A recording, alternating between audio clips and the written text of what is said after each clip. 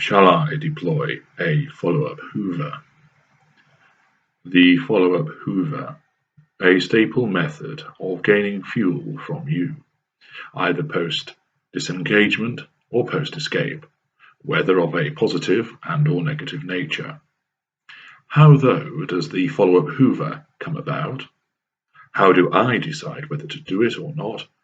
And what are the circumstances that can cause it? Here is an instance which will assist you understand our methodology and mindset, so that you can identify the factors which put you at risk of a follow-up Hoover. I disengaged from you. You failed me, and you had to go. You had no idea, of course, that this was the case. You tried to see me, speak to me, plead with me, and you were rebuffed and told to stay away. This was because I had a new, intimate partner primary source. In effect, my teeth were bared at you, and you saw that look in the eye, the one that still unnerves you, and you backed away. You slid into misery and confusion, unable to comprehend why I flung you to one side, why I wouldn't at least do the decency of explaining. You have not realized yet that our kind are never beholden to the obligation to explain. We regard ourselves as above that. You, however, operate by differing standards, and regard it as a common courtesy to explain why something has been done, and it certainly applies when the situation is one of romantic entanglement. You believe that you are owed an explanation. We operate from the position that we owe you nothing, because once upon a time we gave you everything. I have the new primary source of fuel, of course. She was from a short list of individuals who were being cultivated as I embarked on my cruel devaluation of you. When I slipped away to my bolt hole, when I made repeated excuses to go to the bar, when we went away on holiday, when your back was turned, I was extending my electronic tendrils as I engaged with these prospects. The fuel flowed from them as they readily connected with someone as charming as I. How could they not? A couple of these prospects have been kept in reserve, contingencies as they became outer circle friends who will wait in the wings, suitably brainwashed and conditioned, so that they will jump at the chance of being promoted to the primary source at some future point. I know as well that they will not hesitate to hand me the dagger which I will plunge in that primary source's back at some future point. There is no sisterhood here in the battle to win my affections and favour. Thus, two find themselves admitted to the chain of fuel-providing appliances, and are inserted in the fuel matrix. Like two growing plants, I occasionally tend to them, cultivating and maintaining their interest, keeping alive the hope of promotion. It is reassuring to know that if the one who eventually saw off the others on the shortlist has to be disengaged from, then there are more ready and waiting appliances who can be plugged into without too much effort. It is not always possible to find those appliances which will wait around, but it is far from impossible. You may be surprised at the number which will readily accept a role as an outer or even inner circle friend, possibly just even an acquaintance too, in the right circumstances. Content to have intermittent contact with me in person, happy to have more frequent contact through electronic medium. These reservists will smile at the primary source, appear to even be friendly, but they are only doing it to maintain my favour. If I give the signal, they would rip the throat from the primary source in order to slay her and then assume her place. That is what we bring out in certain people. Still, those are those who are held in reserve, but for now, an excellent intimate partner primary source has been chosen, and thus you became surplus to requirements. You heard no more from me, as a wall of silence greeted your attempts to contact me. Your position as intimate partner primary source came to an end. You were made redundant, and you were cast aside. I drew fuel from imagining your distress at this state of affairs, and your repeated attempts to contact me provided similar fuel until I decided that I regarded you as too much of a threat to the new golden period that I was enjoying with the new primary source, and therefore you needed to stay away. In order to achieve this, my teeth were bared, you were warned, you received a malign Hoover, and then, for once, you actually listened and you backed off. Life has been sweet with the wonderful new and shiny primary source who has lived up to expectations in her admiration, adoration, and love. All is well, and therefore I have not given you any further thought, since I made it clear that you were to stay the hell away from me. Understand?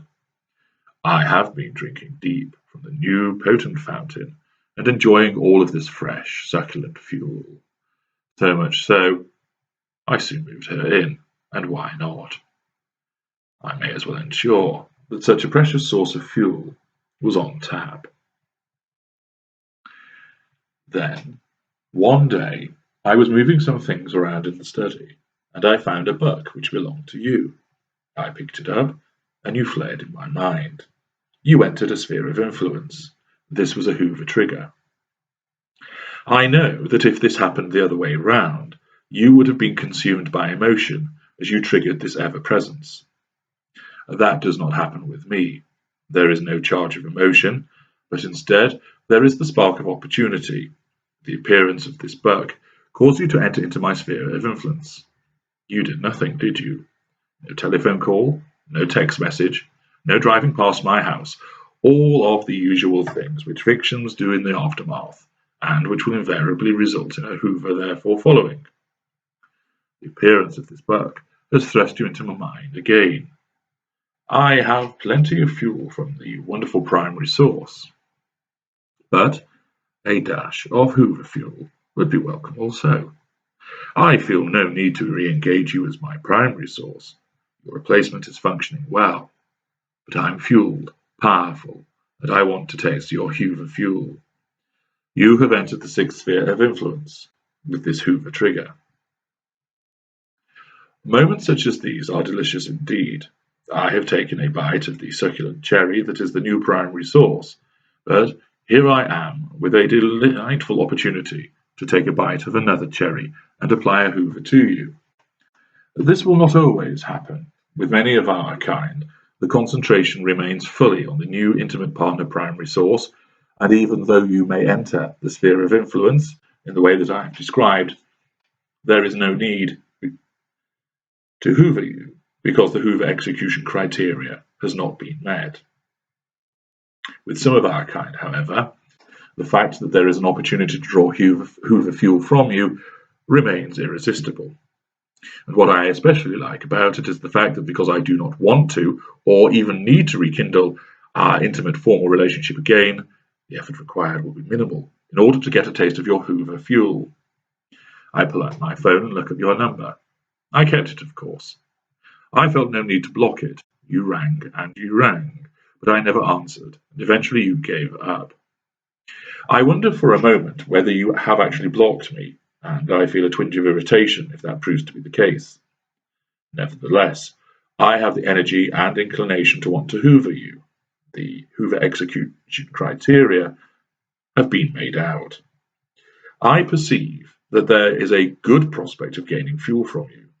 I have no reason to think that your fuel will be diminished, recalling what it was like when I last interacted with you. I have considered whether there may be any obstacles, but I do not regard them as being any, which would mean the attempt is likely to fail. And I have no perception that you will reject me and thus criticize me and cause wounding. These items, and others besides, mean that the Hoover execution criteria has been met, and I have surpassed the bar. It is thus time to Hoover you. I jab your name and smile as I hear the ringing noise, and within just 2 rings, someone remains keen. You answer. Your voice is tentative. Hello, HG. Hi, Tabitha. How are you? There is a pause. You are trying to work out what is going on, but I know you will want to speak to me. You answered, didn't you? You spoke. You want some answers. You need to know. I have seen it so many times before, and therefore I know that no matter how much you may think that you need to end the call before it gets going, You will not do so. I know that the emotion is surging through you, hope, expectation, and no doubt the glowing embers of the love that has not yet been extinguished for me. What do you want? You ask, but it is not said in a hostile tone. I was just thinking about you, and I thought I would give you a call and see how you were doing. I don't understand. Why call me now, when you made it clear you didn't want anything to do with me? Ah, a bit of a fight back from logic here. Fair enough. I know. That was some time ago. I was in a bad place. A lot going on, and something had to give. I know I didn't handle it well. I am sorry. Like hell I am, but I know those three words will have a magical effect. I stop speaking. I can picture you trying to hold back the tears, fighting with the competing emotions that are washing over you. I can feel the power rising inside of me at this image as I gather the fuel. You hurt me. You really hurt me, you say, voice cracking slightly. I know, and I am truly sorry. I know you must hate me. Listen, if it is any consolation to you, I hate myself for what I did to you. You didn't deserve to be treated like that. That should hit the spot. A bit of self-flagellation always goes down well with your kind. Well, you won't hate yourself as much as I hate you, you answer, with a little steel in your voice. It's good. It's all fuel. Trust me, Dad. Oh yes, the shortened name for added familiarity needs to be used here. I know just what I did, and I am not proud of myself. I just felt it was only right that I call you in order to explain. I then hit the end call button after saying this. 5 seconds. She will call back in 5 seconds. Sure enough, her name appears on the phone as she returns the call. Hi, I say enthusiastically. You went off. Yes, poor signal, I guess. There is another pause. I say nothing, allowing the silence to be used to compel you to speak. I know that you want to talk. It was always likely, and your behaviour so far is laden with indicators that you want to continue to talk. You said you wanted to explain, you say, and I hear the hope in your voice, and the fuel drips from you once again. I know that I can dangle the prospect of answers in front of you for weeks now. I don't want you back. I don't need you back. But I have tasted your delicious positive Hoover fuel, and I like it.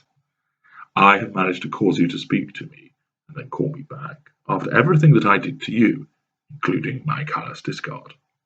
That highlights the power I have, and that is why, when remembering you through seeing the book, it was too good an opportunity to miss, and I applied a benign follow-up Hoover, not to win you back, but to get you to respond and to provide me with fuel. And it has worked. I lick my lips before I speak. This cherry is mighty sweet, as is the fuel from this successful follow-up Hoover.